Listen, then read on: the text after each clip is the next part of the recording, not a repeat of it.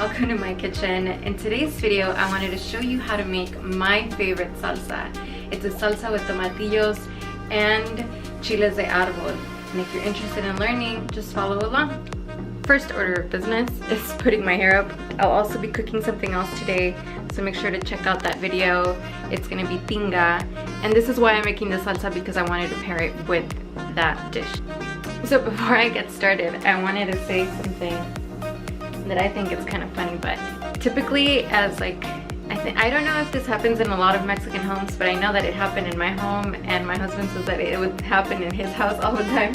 When a hot sauce comes out very, very spicy, they say that the woman must have been really mad because it came out really spicy. I don't know if that's true. It's happened with me sometimes that it's actually true. Okay, so let's go ahead and get started with the ingredients, okay? Okay, so the ingredients that we'll be using for the salsa, in this case will be 8 medium-sized tomatillos, 12 chiles de arbol, a few sprigs of the cilantro, and this is very much depending on your taste. I know a lot of people don't like the taste of cilantro. I love the taste of cilantro, so I might end up using about half of this bunch of cilantro. We are going to use 1/4 of a white onion, and then either 2 or 3 garlic cloves depending on your taste. And then once the salsa is ready, we will be using salt to season it. Okay, so now that we have the ingredients, the first thing that we're going to do is wash everything and then fill up a small pot with maybe about 1 inch of water, barely covering the tomatillos because we don't want to have a lot of the flavor taken out of them, and we're not really going to use that extra water. And then I'll put the tomatillos along with the chili peppers in here. So I have washed the tomatillos and I have kind of rinsed off a little bit from the peppers as well, and I have placed them in the pot. That's the level of water that I have placed in it, and you see it's like barely even like covering half of it, and that's okay with me. That's fine, because then we'll flip them over when they have cooked, the bottom has cooked, we'll flip them over so then the bottom half can cook as well. And then I have them at medium heat. And we know that these will be cooked because this green here will turn into almost like an olive type green. As you can see, I have turned the tomatillos already. Let me turn one over so you can see a little bit of the difference. See the difference between the color? This is a little bit brighter green, and if I turn it over, sorry if you hear my kid, and that's a little bit more like an olive-ish green. So I'm gonna leave them about 2 more minutes on this side. I don't want them to break open because the taste of them change a little bit once the juices are they start to flow out.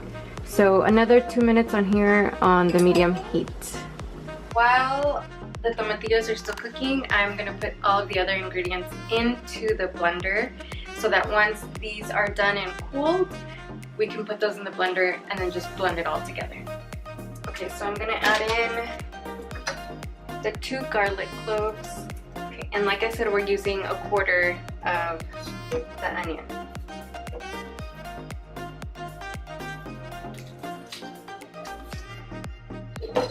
Okay, so I have washed my cilantro and then just put them into the blender.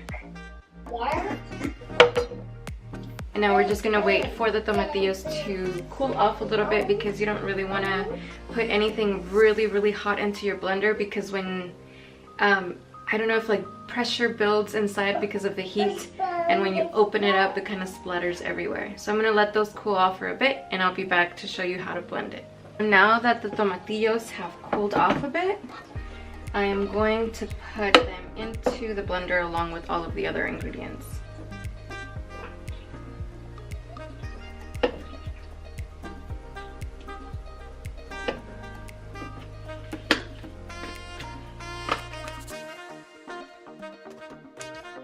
So now we are going to blend it until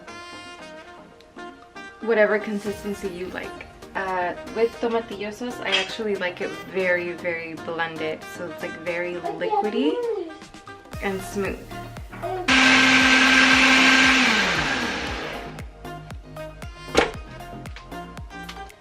So now that it's blended, I'm going to put it into a mason jar, or you can put it into any other container.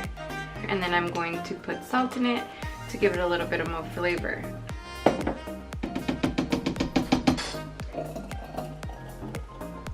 Now I'm going to start with adding one teaspoon of salt, and then I will taste it to see if it's enough.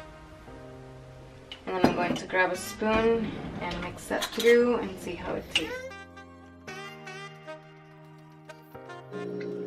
Okay, so I'm going to grab a tostada and just add a little bit of salsa on top to give it a taste and see if the salt was enough.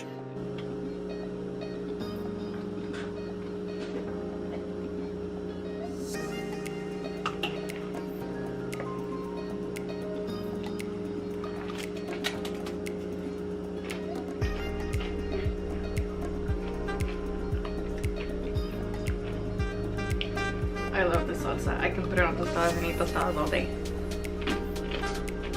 But I think it's like more of like a mild medium.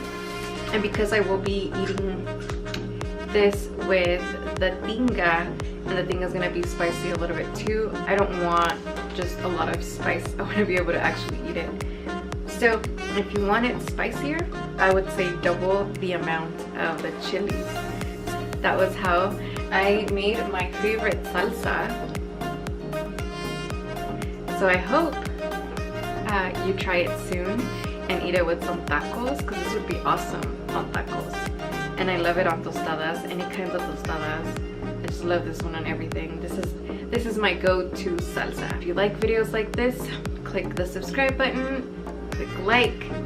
If you like videos like this one, I have other videos that you can check out, or you can click the subscribe button and hit the like button, because that lets me know that the content that I'm doing, you guys like it.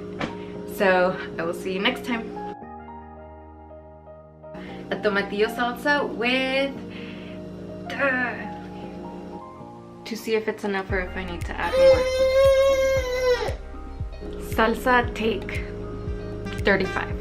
Like and leave me a comment if below is oh my god, you I can't. You're fired. Salsa take 57.